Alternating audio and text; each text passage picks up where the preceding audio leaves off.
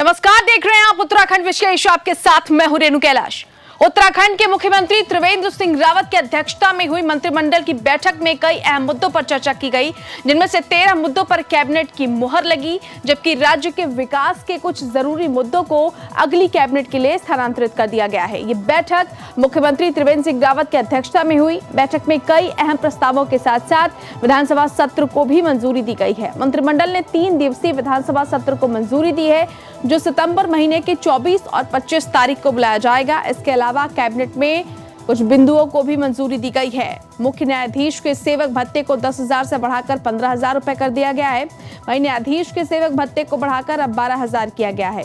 वहीं हेमवती नंदन चिकित्सा विश्वविद्यालय की नियमावली संशोधन कर कुलपति की कौल सीमा 70 वर्ष कर दी गई है। जमींदारी उन्मूलन के लिए सरकार अध्यादेश लेकर आई है।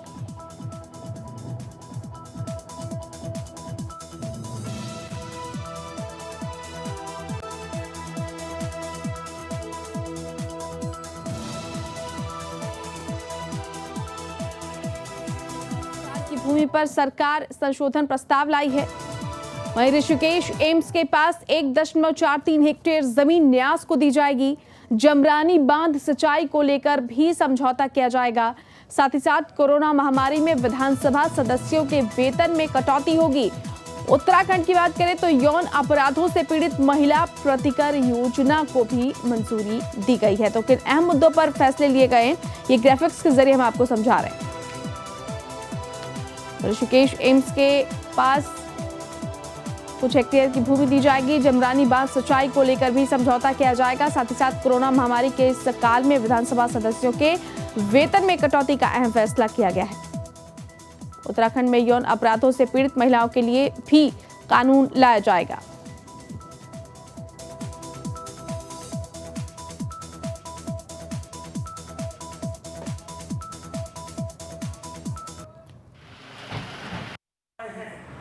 एक को हमने अगली कैबिनेट के लिए रखा है, 13 पर निर्णय लिया गया है। इसमें प्रमुख रूप से जो नैनीताल हाईकोर्ट के पूर्व न्यायाधीश और न्यायाधीश हैं, उनकी जो मिनिस्ट्रियल एवं सेवक भत्ते उसमें बढ़ोतरी के संबंध में था। एक जो हमारा हेमवती नंदन बहुगुणा चिकित्सा विश्वविद्यालय है, उसके कुलपति के कार्यकाल 65 से 70 वर्ष और वर्तमान कुलपति पर लागू होने के संबंध में था। इसी प्रकार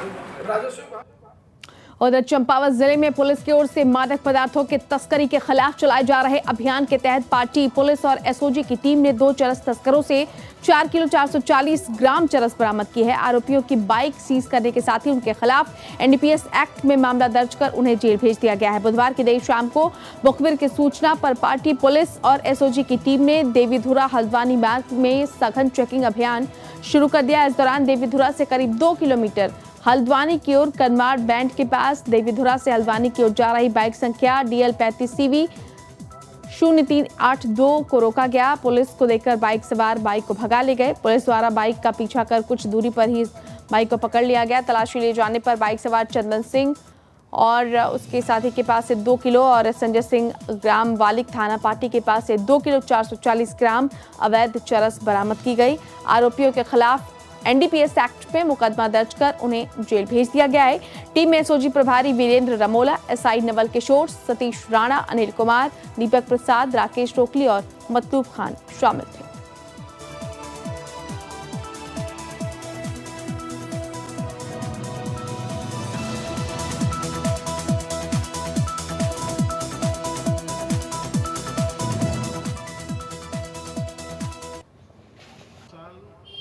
जो शासन प्रशासन के निर्देश भी थे कि चरस तस्करी के लिए, चरस की जो खेती होती थी भांग आदि की, वो काफ़ी विनिष्ट भी कराई गई थी गांवों में जा जाकर। और इस बार बगवाल मेला आदि की जो काफ़ी बड़ी मात्रा में व्यापारी वर्ग या कोई यहाँ आते थे बाहर के लोग, वो इस बार नहीं आ पाए हैं।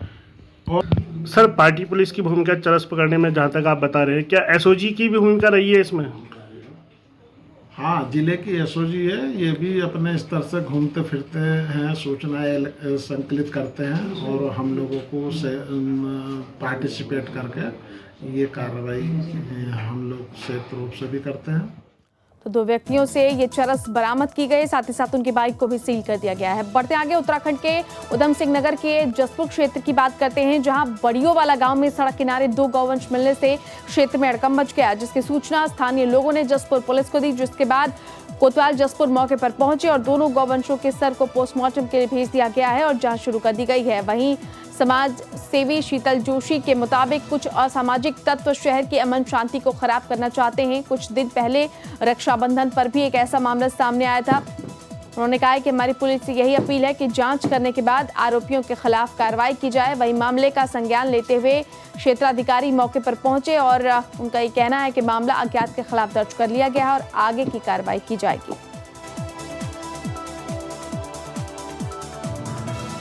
के शव बरामद किए गए हैं, पुलिस ने कब्जे में लिया। उधम सिंह नगर की ये पूरी घटना, इससे पहले रक्षाबंधन के समय भी ऐसे ही गौवंश का शव बरामद किया गया था और लगातार गौवंश की तस्करी का मामला उत्तराखंड में सामने आ रहा है, जिसके मद्देनजर अब पुलिस से तमाम समाजसेवी ये अपील कर रहे हैं कि वो इस दिशा में अहम कदम उठाएं।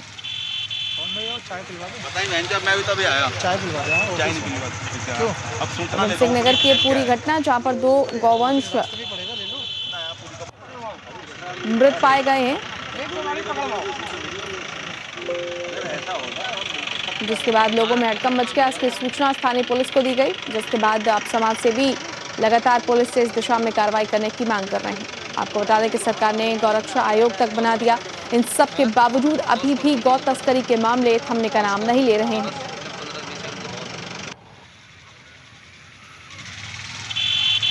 चाय पिलवा दो। बताइए मैं जब मैं भी तभी आया। चाय पिलवा दो। चाय नहीं पिलवा। क्यों? अब सूचना लेता हूँ पूरी डिटेल क्या है। अरे ऑफिस रास्ते में। उधम सिंह नगर की पूरी घटना, जहां पर 2 गौवंश के शव बरामद किए गए हैं, लोगों ने इसकी सूचना पुलिस को दी।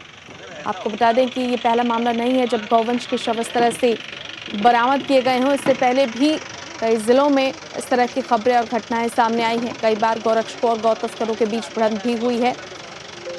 पुलिस भी इन पर कार्रवाई कर रही है, लेकिन कहीं ना कहीं ये गौ तस्कर काफ़ी हद तक सक्रिय हैं, जिस वजह से इस तरह की घटनाएं सामने आ रही हैं।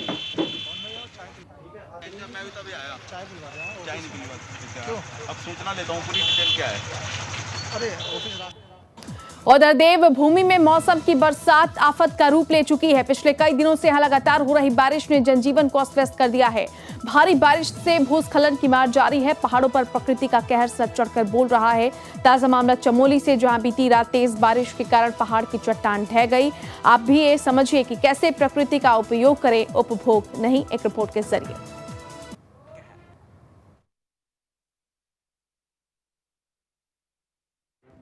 उत्तराखंड में बारिश ने मचाई तबाही। बारिश से सड़कों पर भूस्खलन की मार। भूस्खलन से कई मकान और दुकान क्षतिग्रस्त। पहाड़ों पर प्रकृति का कहर।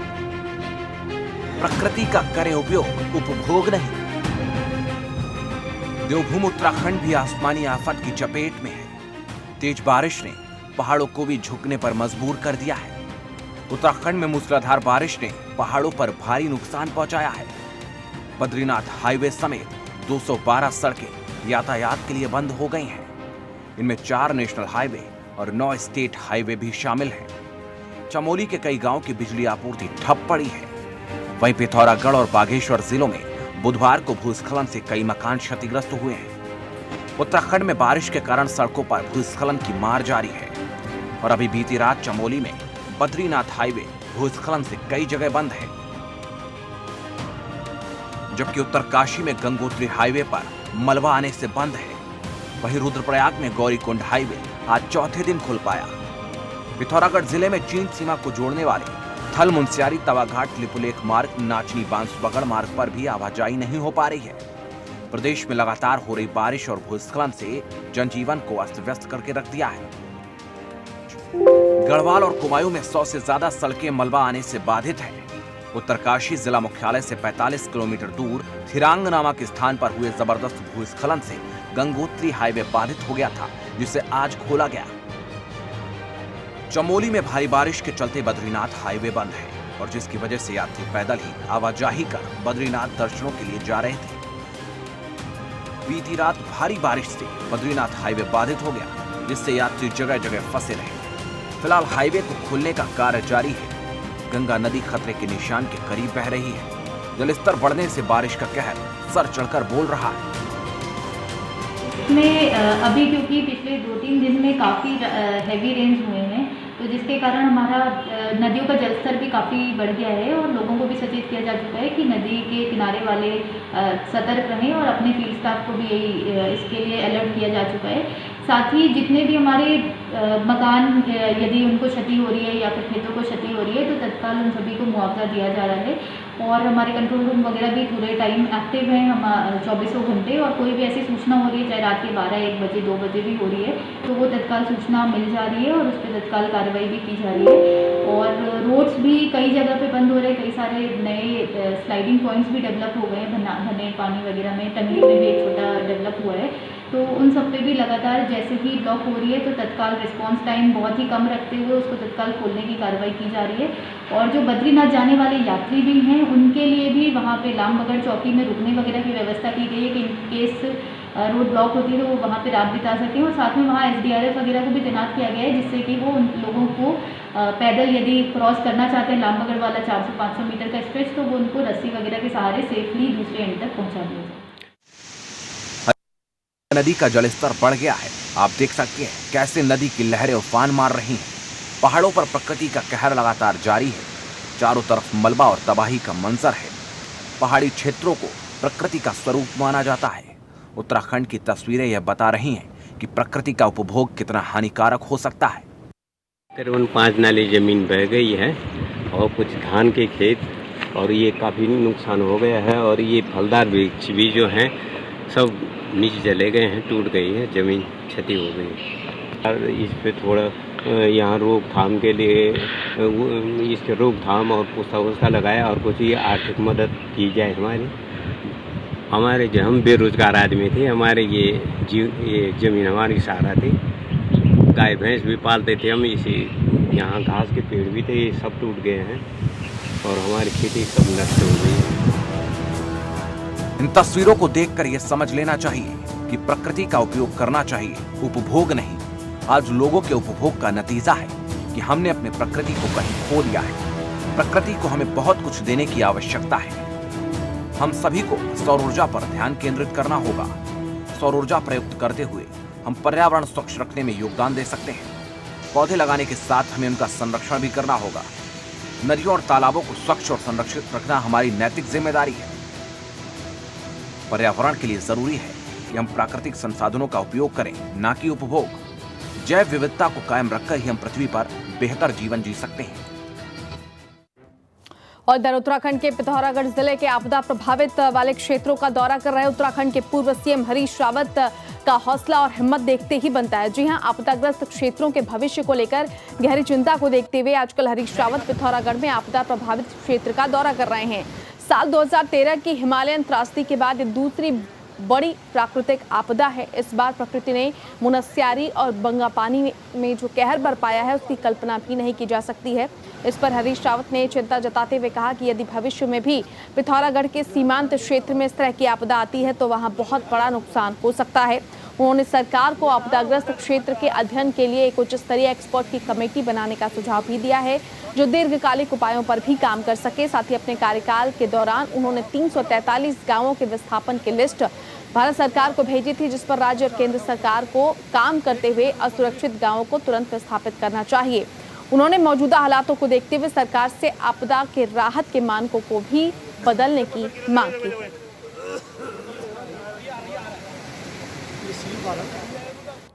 और इधर चमोली जिले में लगातार हो रही बारिश थम गई है। लगातार हो रही बारिश के चलते बद्रीनाथ हाईवे भूस्खलन से लामबगड़, भनेर, पानी, पीपलकोटी समेत 4 जगहों पर बंद है जो अभी तक नहीं खुल पाई है।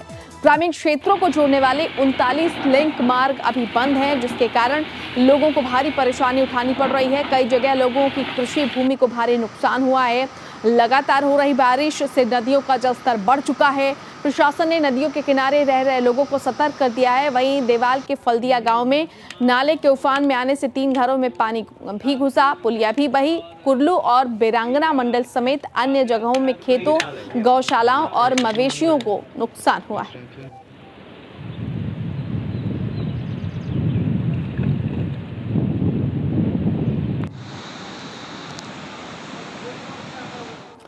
फिर उत्तराखंड में हो रही लगातार तेज बारिश के कारण जीना मुहाल हो गया है। जगह जगह लैंडस्लाइड, सड़कें धंसना, चट्टान खिसकने जैसी खबरें देखने को मिल रही है, जिससे पहाड़ पर जनजीवन अस्त व्यस्त हो गया है। बता दें कि मसूरी देहरादून रोड भी बंद हो गया है, जिससे मसूरी मार्ग अवरुद्ध हो गया है। देहरादून को देखें तो सड़कें नदियों में तब्दील हो गई हैं, जगह जगह पानी भरा हुआ है। पिथौरागढ़, अल्मोड़ा, बागेश्वर में बादल फटने के कारण लोगों से संपर्क टूट गया है। लोगों के मकान मलबे में दब गए हैं और खेती को भी नुकसान हुआ है। चारों तरफ तबाही का मंजर ही देखने को मिल रहा है। ऐसा लग रहा है कि मानो चारों तरफ बारिश ने हाहाकार मचा दी है।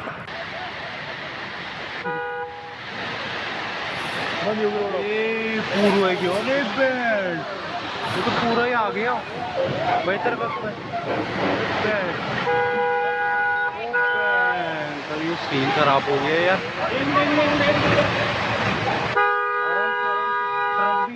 तो मैं ये कहूँगा कि 13 और 14 अगस्त को जो है जो एक्टिविटी है प्रदेश में वो ज़्यादा रहने वाली है और हैवी से वेरी हैवी रेंस भी खासकर कुमाऊं रीजन है, चाहे फिर गढ़वाल के जो है लोअर गढ़वाल रीजन से, तो उसमें अच्छी खासी एक्टिविटी जो है आपको 13 और 14 अगस्त को देखने को मिलेगी। उसकी वजह से मैं कहूँगा जो नदियाँ हैं उसमें भी पानी बढ़ेगा और छोटे नाले गधेरे हैं उसमें भी तेज़ी से पानी बढ़ेगा, फ्लैश फ्लड टाइप ऑफ चीज़ें देखने को मिलेगी। और इसी तरह जो आप लैंडस्लाइड या रोड ब्लॉक है या उनका कटाव है रोड्स का जो है, तो वो भी चीज़ें बहुत देखने को मिलेगी। तो मैं ये कहूँगा कि 13 और 14 अगस्त को अगर ज़रूरी ना हो तो लोग थोड़ा मूवमेंट जो है बहुत कम रखें, रेस्ट्रिक्टेड रखें, क्योंकि कहीं ना कहीं जो है दिक्कतें वो बढ़ेंगी। साथ में जो लैंडस्लाइड है उसकी वजह से भी जो ऐसी जगह वनरेबल जगह हैं वहाँ तो ज़्यादा रहेंगी, ये चीज़ें देखने को मिलेंगी।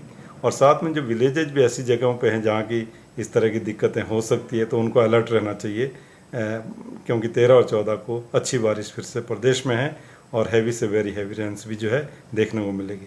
तो मैं ये कहूँगा कि अगर इसको अलर्ट या वार्निंग के रूप में आप देखेंगे तो 13 और 14 के लिए जो है रेड वार्निंग जो है वो रखी गई है।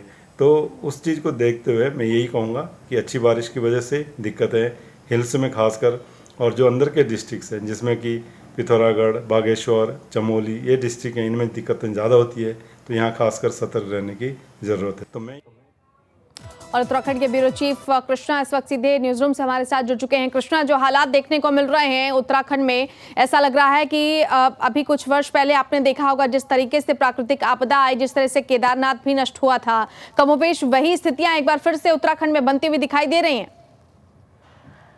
बिल्कुल निश्चित तौर पर उत्तराखंड में 83 आपदा जो आई थी वो पूरे देश भर ने देखी थी, कितने लोगों की वहाँ पे जान गई थी, एक नुकसान काफ़ी उत्तराखंड में हुआ था। लेकिन उत्तराखंड में जो इस समय बारिश हो रही है इससे एक अलग ही तबाही इस टाइम पे मची हुई, चाहे पहाड़ी की बात करें हम चाहे मैदान की बात करें, हर तरफ बारिश का एक अलग ही तांडव लगा हुआ है। जिससे कि हम बात कर रहे हैं चमोली जिले के कई संपर्क मार्ग बंद पड़े हुए हैं। अगर पूरे उत्तराखंड की बात करें तो 60 से 70 संपर्क मार्ग जो है वो बंद पड़े हुए हैं। वहीं देहरादून से मसूरी को जोड़ने वाला जो मेन हाईवे है वो भी 100 मीटर के करीब उसका हिस्सा जो है भूस्खलन की वजह से नीचे गिर गया है, जो हाईवे भी पूरा बंद हो गया है। ऊपर जो लोग हैं मसूरी में काफ़ी लोग फंसे हुए हैं, उनको काफ़ी लंबा सफ़र करके आना पड़ रहा है। और उसके अलावा हम बात कर ही रहे हैं जिस तरीके से मौसम विभाग ने भी रेड अलर्ट जारी किया है उत्तराखंड में 13 और 14 अगस्त का उन्होंने रेड अलर्ट जारी किया था। तो देखने को मिल रहा है उनकी भविष्यवाणी जो उन्होंने सटीक साबित हुई है एकदम, जिस वजह से देख रहे हैं हम लगातार बारिश उत्तराखंड में देखने को मिल रही है और लगातार ही हो रही है, रुकने का नाम उत्तराखंड में बारिश नहीं ले रही है, जिससे आम जीवन अस्त व्यस्त हो रखा है पूरा का पूरा। रेनू कृष्णा, अगर हम प्रशासनिक अमले और सरकार के प्रयासों की बात करें, क्या वो दिखाई दे रही है वहां पर?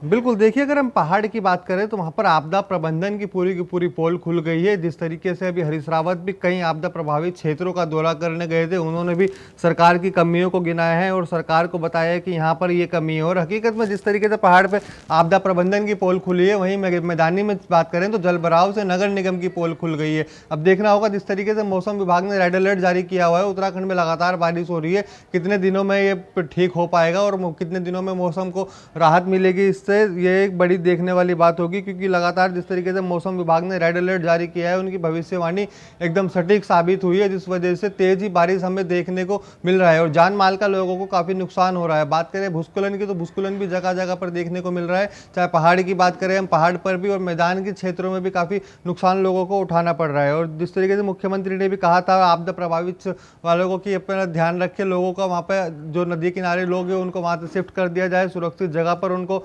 पहुंचाया जाए। जिस तरीके से मौसम विभाग ने भी बताया था, पहले प्रशासन को अलर्ट किया था कि बारिश तेज होने वाली है, नदियां उफान पर आएगी क्योंकि गंगा का जल स्तर भी बढ़ा हुआ है, उनके आसपास रहने वाले लोगों को कहीं और शिफ्ट कर दिया जाए। अब देखना होगा कि अमूमन उत्तराखंड में हर साल ही मानसून का कहर बनकर टूटता है, अब और कहर कितने दिन जारी रहता है, ये एक बड़ा सवाल इस टाइम पर है रेनू। क्योंकि अगर हम प्राकृतिक आपदाओं की बात करें तो हर साल उससे सबक लेने की जरूरत है, हर साल कुछ न कुछ कवायद करने की जरूरत है। मंत्रिमंडल की बैठक भी हुई है, जैसा कि जानकारी भी हमें मिल पाई है। क्या उस दौरान इन तमाम बातों पर विचार विमर्श नहीं किया गया? नहीं, कल कैबिनेट की बैठक में उत्तराखंड मानसून को लेकर देखिए कोई भी चर्चा नहीं की गई और चर्चा उसमें की जानी चाहिए थी, क्योंकि आपदा प्रभावित क्षेत्रों में काफ़ी फंड जो है वो सरकार को देना चाहिए, आपदा प्रभावित क्षेत्रों का उन्हें दौरा करना चाहिए। ऐसा कुछ भी सरकार की तरफ से देखने को नहीं मिला है। और बड़ी बात यह है कि सरकार की जो कैबिनेट बैठक हुई है उसमें एक भी मानसून के बारे में जिक्र तक नहीं किया गया है, क्योंकि काफ़ी जो आपदा आई है, काफ़ी भूस्खलन से पहाड़ टूटे हैं, लोगों के घर टूटे हैं, काफ़ी लोगों को जान माल का नुकसान हुआ है, किसी को भी कोई राहत देने की बात अभी तक नहीं की गई है रेनू। अगर हम कृष्णा जानना चाहें, सबसे ज्यादा प्रभावित इलाके इस वक्त कौन कौन से हैं उत्तराखंड में?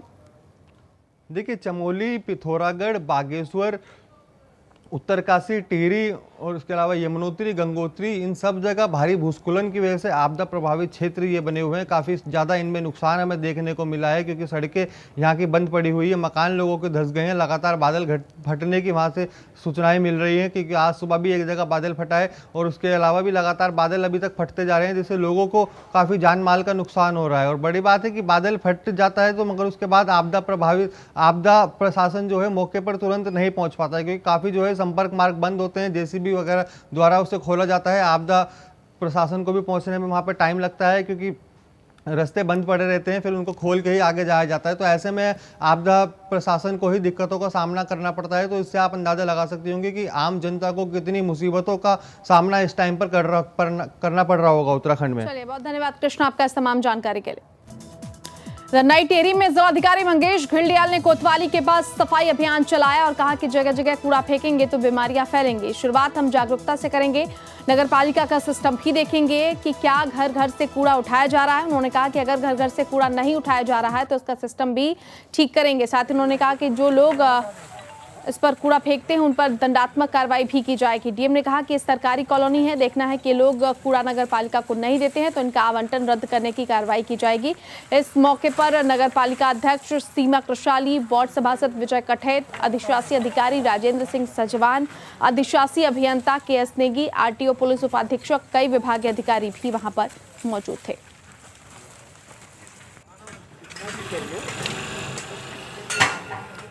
धर्मनगरी हरिद्वार में महाकुंभ मेले को सकुशल समय पर संपन्न कराने को लेकर अपर रोड पर व्यापारियों ने इकट्ठा होकर प्रदर्शन किया। प्रदर्शन कर रहे व्यापारियों ने मांग की है कि कुंभ मेला अपने तय समय पर होना चाहिए। कांवड़ मेले की तरह कुंभ को भी उत्तराखंड सरकार स्थगित करना चाहती है। इन मांगों को लेकर व्यापारियों ने प्रदर्शन किया। वहीं व्यापारियों ने यह भी कहा कि सनातन परंपराओं का अद्भुत संगम महाकुंभ मेले में देखने को मिलता है। देश दुनिया से संत महापुरुषों के साथ साथ श्रद्धालु भक्त धर्मनगरी में धार्मिक क्रियाकलापों में हिस्सा लेते हैं और मेले के दौरान व्यापारी वर्ग को भी रोजी रोटी के लिए संचार उत्पन्न होता है। उन्होंने कहा कि सरकार से हर की पैड़ी समेत विभिन्न गंगा घाटों का सौंदर्यीकरण प्रमुखता से करना चाहिए, मांग होनी चाहिए। उत्तराखंड सरकार से उन्होंने कहा है कि कुंभ मेला अगर व्यवस्थित रूप से नहीं लगता है तो व्यापारियों के लिए बहुत मुश्किलें खड़ी हो जाएंगी, क्योंकि व्यापारी पहले ही बेहाल है और अगर अब कुंभ मेला भी नहीं लगेगा तो व्यापारी आत्महत्या पर मजबूर हो जाएंगे। चलिए, इसी के साथ बुलेटिन में फिलहाल इतना ही। जय हिंद।